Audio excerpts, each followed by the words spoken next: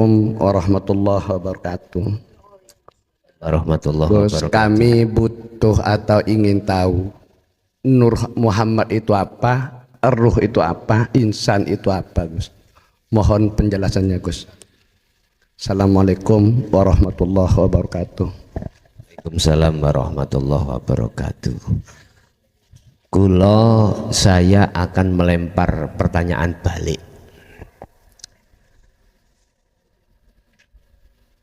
Dahulu mana yang menciptakan dan yang diciptakan? Dahulu mana yang menciptakan yang disebut Allah dengan yang diciptakan yang disebut makhluk? Dahulu mana, Pak? Yang menciptakan. Anak TK ya bisa jawab. Iku syariat ya, betul.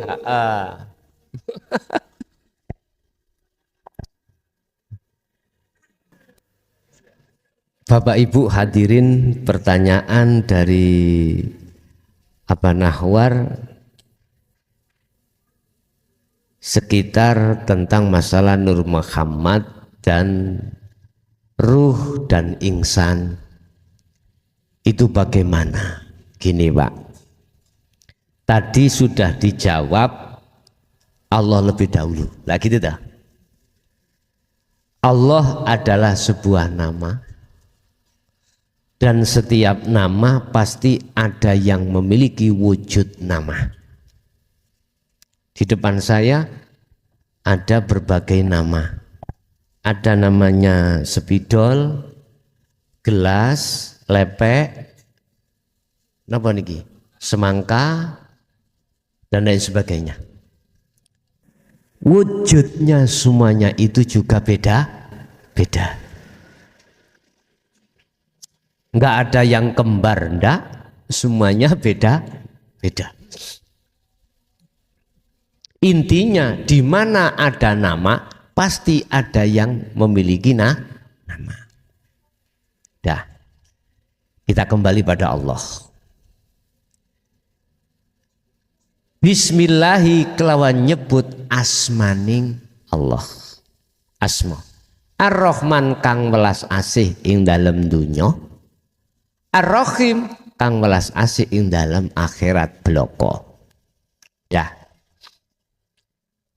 Bila mana Allah itu nama, pasti akan timbul satu pertanyaan dalam hati.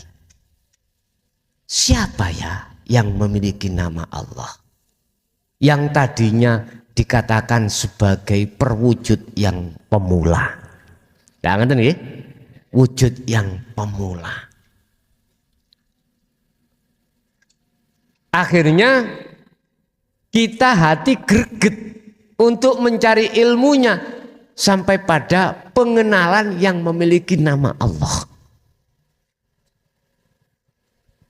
Akhirnya Allah dawuh lewat surat Al-Baqarah ayat 208 memberikan solusi terhadap orang yang seperti ini.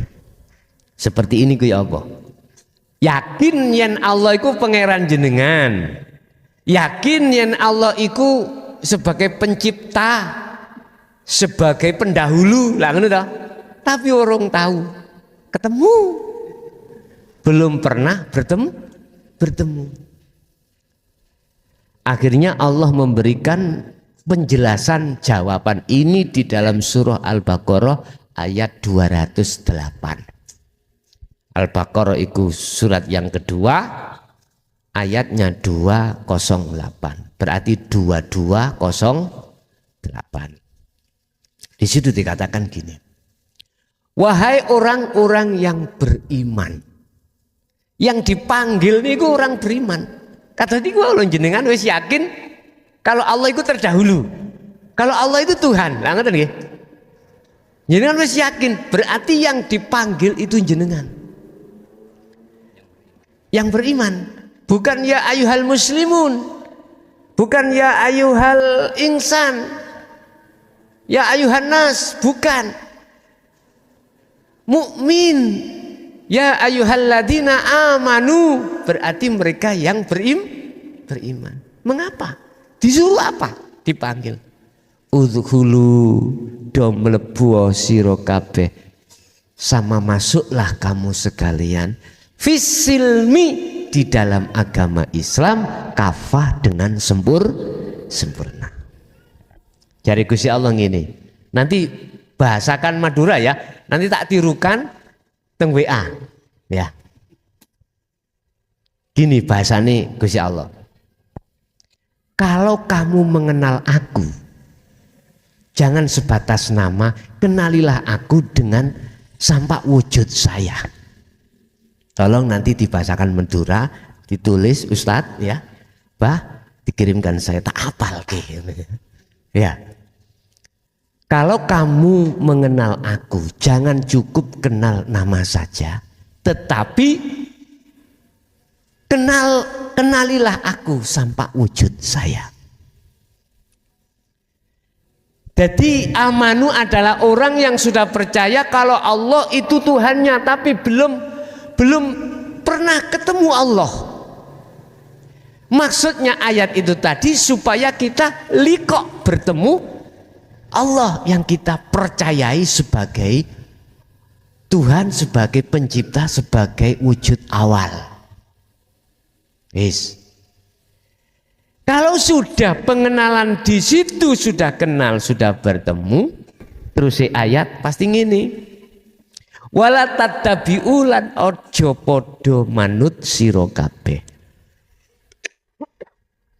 Wala tattabi'ulan ojo podo mengikuti kamu sekalian, jangan kau ikuti ajak-ajak bisikan rayuane khutuwati syaiton, rayuane ajak-ajakane nafsu utawa setan dalam dirimu.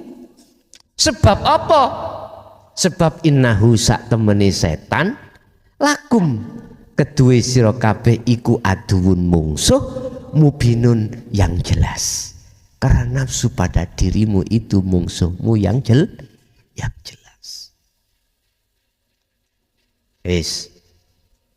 Berarti kalau sudah kenal Allah pasti tahu proses Nur Muhammad roh ingsan. Pun tak tulis ben mesisan. Allah dalam bahasa syariat Tuhan, bahasa hakikat nama. Dimasukkan lagi ke dalam bahasa hakikat, dijawab di dalam surat Al-Insan, dijawab banyak surat yang mengatakan sopo si Allah itu. Ternyata di dalam setiap ayat kalau bicara tentang sopo Allah, siapa Allah, memakai kalimah alladzi. Alladzi itu adalah zat. Bahasa kita hidup. Wong Jawa urip. Madura ohi odi tulisan le odi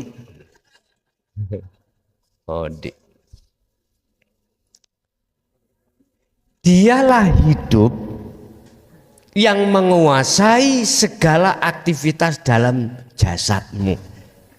Apa aktivitas jasad? Rambut bisa tumbuh, mata bisa melihat, telinga mendengar, lesan iki berbicara, hidung menghirup udara, jantung, darah, dan lain sebagainya. Wis beribu-ribu jus-jus yang mengendalikan di situ adalah hidup. Kenali dan bertemulah hidup pada dirimu. Kalau kau akan kenal, kau pasti akan paham apa sih Nur Muhammad, apa sih ruh, apa sih Insanul Kamil.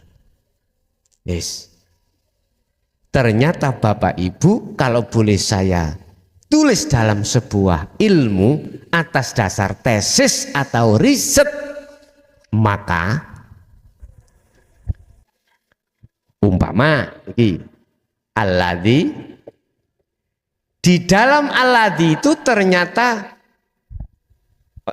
Aku ngomong melahirkan ojo dituduh Gusti Allah mana lu ya.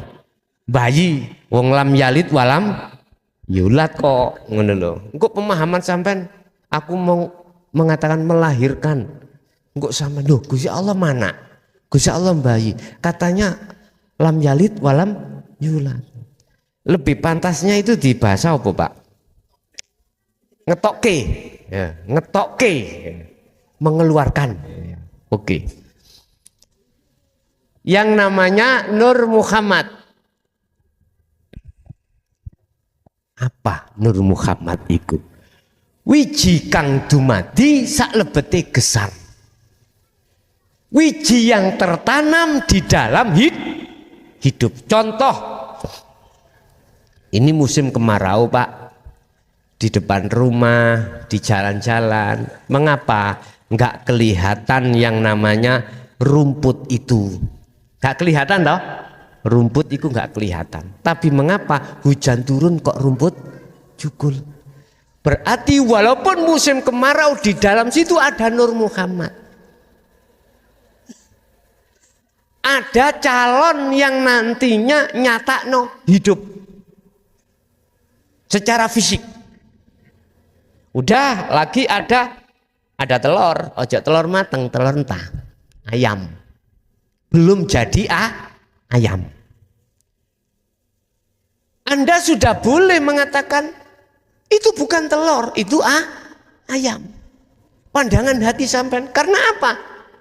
Ini nanti di dalam kuningnya ayam ya, kuning ya, itu ada biji las. Kalau bahasa Jawa, kalau bahasa Madura apa? Bibit. Walaupun tidak bisa kelihatan wujud petik, itu ada bibit yang disebut Nur Muhammad. Sehingga mengapa dalam kaidah syariah mengatakan kalau tidak ada Nur Muhammad tidak akan tercipta dunia dan seisinya. Akhirnya tuduhan di dalam syariat Nur Muhammad itu Nabi Muhammad. Lah ngerti enggak? Oke. Itu pandangan syariat, kita tidak boleh menyalahkan. Monggo. Ternyata yang dimaksud Nur Muhammad setiap diri dalam diri panjenengan. Nang bapak sampean kali kula orang tua ya. Apa wiji sak lebete di dalam nutfah mani niki lho. Niku kan wonten calon. Beribu-ribu calon. Ini ku Nur Muhammad. Apabila tidak ada Nur Muhammad betul tidak akan terjadi jenengan kali kula niki. Apabila tidak ada Nur Muhammad dalam tanah tadi, kelihatannya musim kemarau nggak ada suket, nggak ada Nur Muhammad di situ, nggak akan tumbuh yang namanya rumput walaupun air hujan tiap hari. Ngapunten, ada di sini yang lama nggak punya anak, ya. Padahal secara syariat kita sudah melakukan semaksimal mungkin lewat arahan dokter, lewat arahan tabib harus begini-begini. Kuncinya di dalam nutfah dirimu ada Nur Muhammad enggak? Kalau di dalam syariat kan ini kedokteran cara kitab.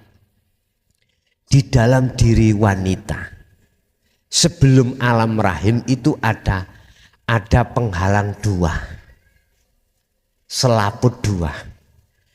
Pertama selaput, kalau bahasa kita buntu daging dengan buntu balung. Selaput yang ada kaitannya dengan balung, selaput ada kaitannya dengan daging. Kedua selaput ini manakala tidak tebal itu apa? Jebol, bahasa akal, belum bisa Nur Muhammad sampai tembus ke rahim bertemu sel telur. Berarti nggak bisa jadi anak. Akal bicara. Terus bunyi? Ada yang dibuka. Terus. Jadi harus coro akal itu harus selaput itu harus bedah.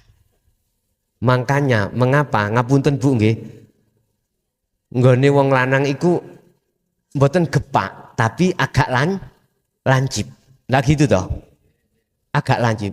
Karena tujuannya Allah untuk bisa membedah selaput tadi. Bahasa kedokteran keperawanan. Keperawanan itu ada dua.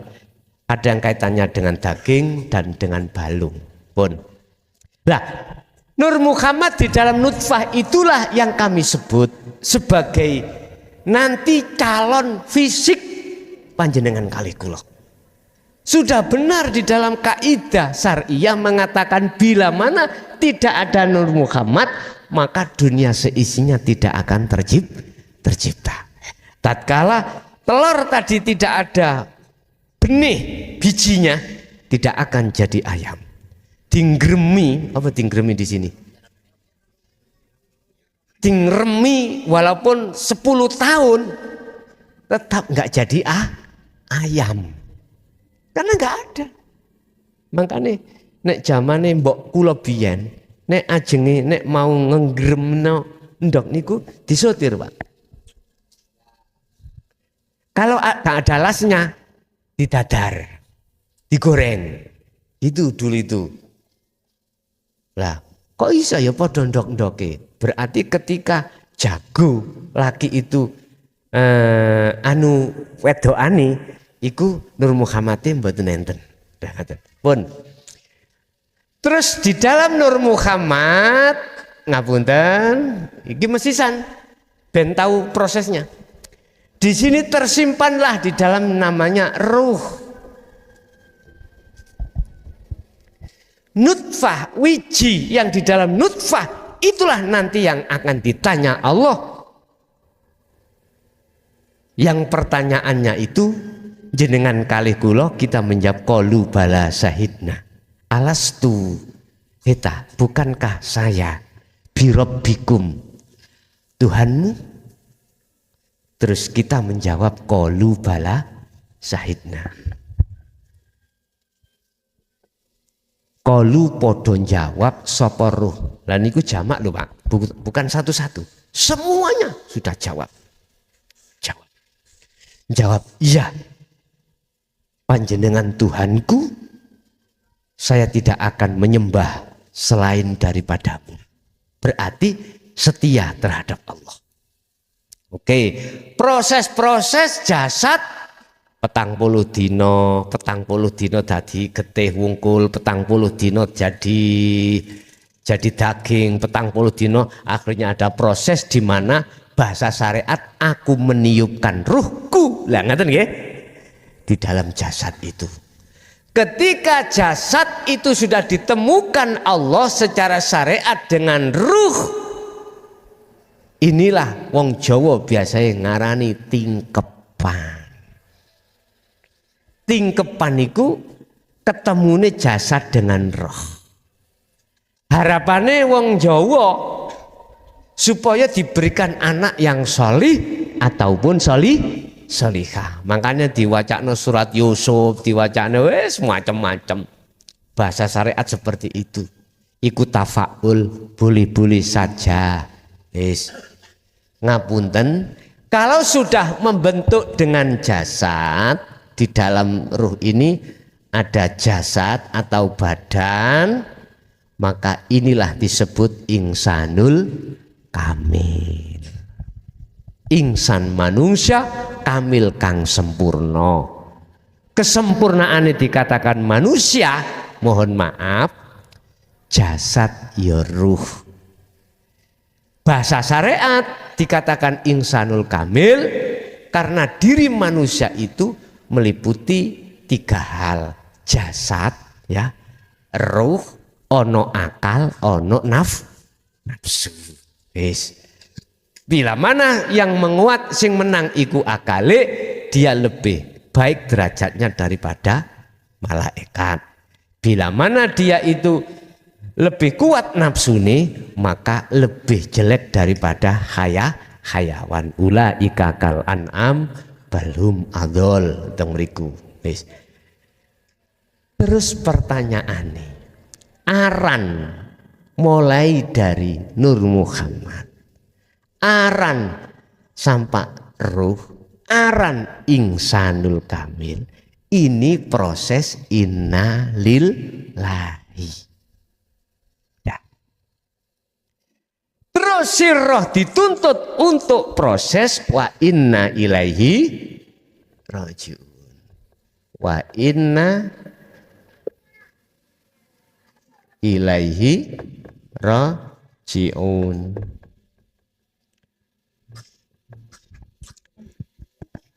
Innalillahi sangka urip ya parane terus ganti nama Nur Muhammad, ganti nama Roh, ganti nama apa jenenge Ihsanul Kamil.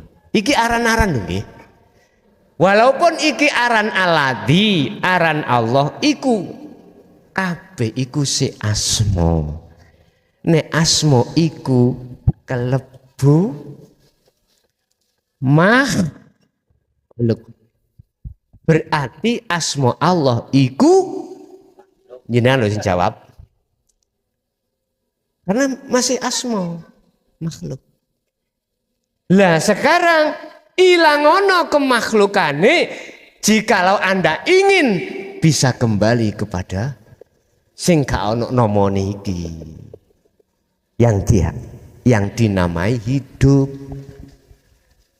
Lah kita dibimbing Allah lewat ajaran kota bayana rusdu minal ghoi, yaitu ajaran yang membebaskan dari pengaruh nafsu supaya bisa sampai pada Allah. Sebab ini Pak, ketika jenengan kita melakukan proses wa inna ilaihi rajiun, nafsu iki oleh Allah dikasih izin untuk gandoli. Ngerti gandoli ya? Menghalang-halangi kita lewat apa? Membikin kesenangan dunia itu sebagai tipu daya. Akhirnya banyak yang ketipu. Urusan dunia ada yang mengatakan galanya. Yes. Padahal Allah sudah mengatakan ad-dunya mataul gurur, bojo. Letak bujuk ana endi? Ketemu nek sampean wis ngerti ajarane iki dan mlaku baru ketemu. Nek iki dereng ketemu, ya mboten saged. Nemokno syahwatu dunya iku bujuk mboten saged. Oh iya penting derek. Ngombe penting, kesenangan dunia penting. Disinilah. Nek sampean sudah tahu mana yang lebih penting daripada yang penting, maka sampean akan mengerti, oh iya. Ad-dunya iku mataul ghurur, satu kesenangan dunia yang menipu. Di situ nanti. Niki kalau sudah melakukan ajaran ini untuk ke Allah. Jadi ketika sudah terbentuk namanya Ihsanul Kamil, sampai dituntut untuk melepaskan makhluk. Akhirnya munggah sampai niki nang roh. Ngilangno jenenge roh, ngilangno jenenge Nur Muhammad, ngilangno jenenge Alladzi utawa Allah. Itulah proses nafi isbat dalam kalimat tauhid. Nafikanlah isinya la ilaha di hatimu, kemudian tetapkanlah, isbatkanlah Allah di dalam dirimu. Iku maksudnya teng mriku. Wong Jawa penak sangkan paraning dumadi. Jelas Pak nggih?